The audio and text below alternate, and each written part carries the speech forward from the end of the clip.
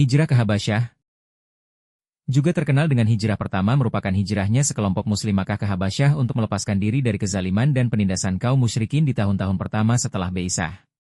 Hijrah ke Habasyah terjadi dalam dua tahapan atas perintah Nabi Islam Shallallahu Alaihi Wasallam.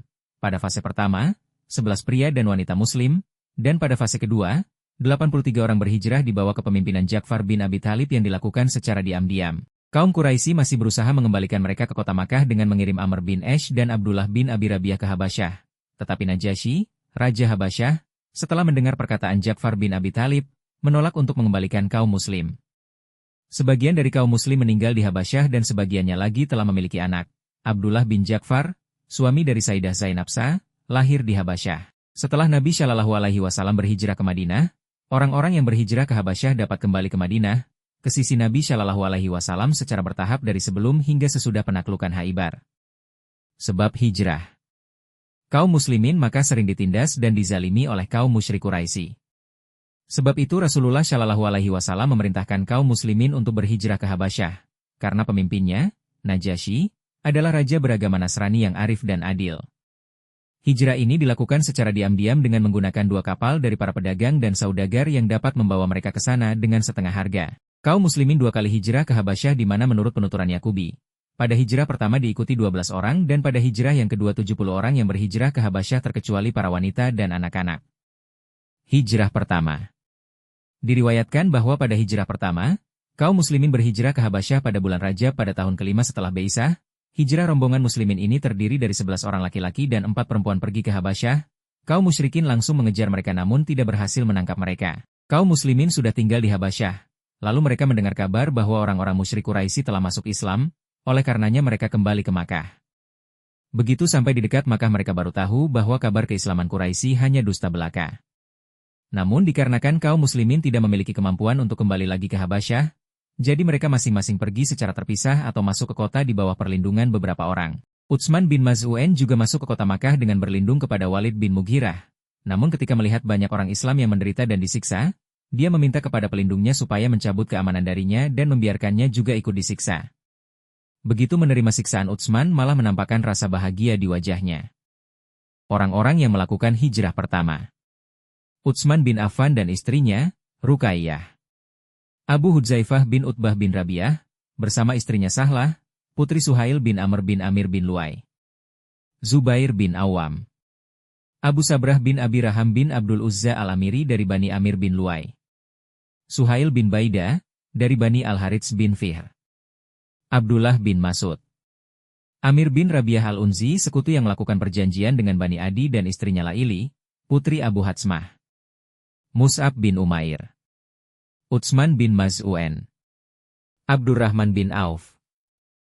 Hijrah kedua. Untuk kedua kalinya kaum muslimin berhijrah ke Habasyah atas perintah Rasulullah Shallallahu Alaihi Wasallam dan kali ini rombongan dipimpin oleh Ja'far bin Abi Thalib.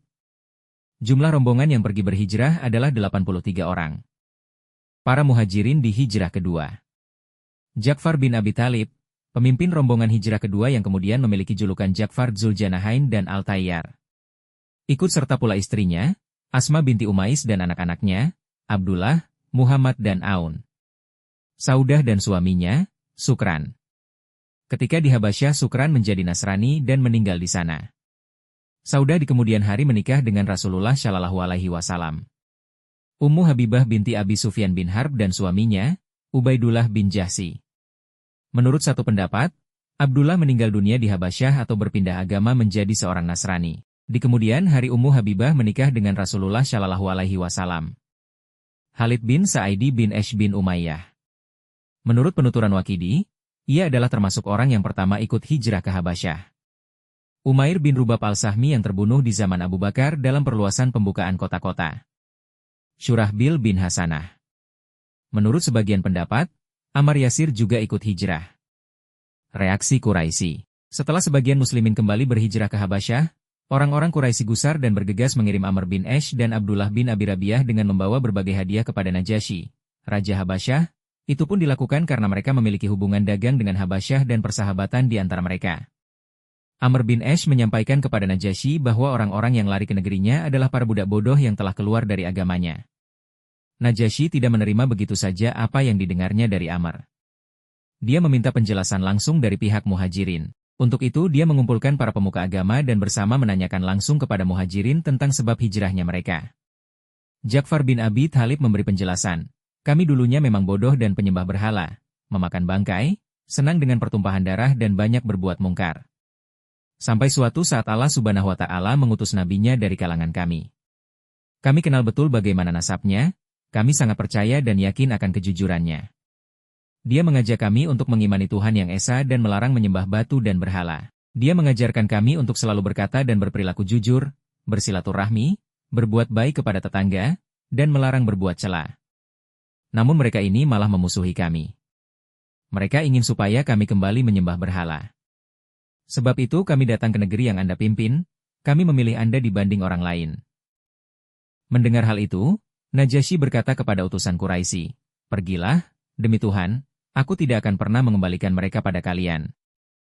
Akhirnya kedua utusan tersebut kembali ke Mekah dengan rasa malu. Kembalinya Muhajirin. Kembalinya Muhajirin dari Habasyah dilakukan secara bertahap.